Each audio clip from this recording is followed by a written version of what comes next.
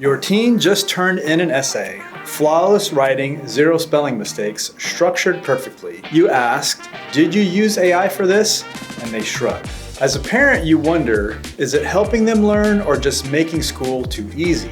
AI isn't just creeping into education, it's here. But instead of asking whether AI is good or bad, the real question is, how do we use it to actually help students thrive?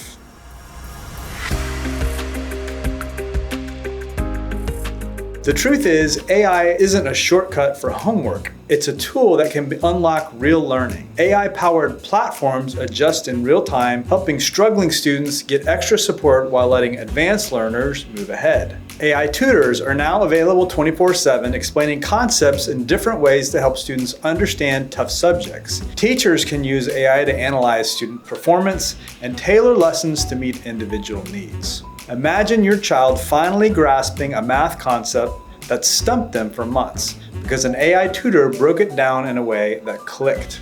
That's the power of AI in education. And let's be real, there are risks. AI makes cheating easy. Students can use it to write essays or solve problems without thinking. And AI isn't always right. It can generate false information, and kids who don't fact check might accept bad answers as truth. And it can't replace human connection. Learning isn't just about information, it's about discussion, debate, and collaboration with real people. So, what's the solution?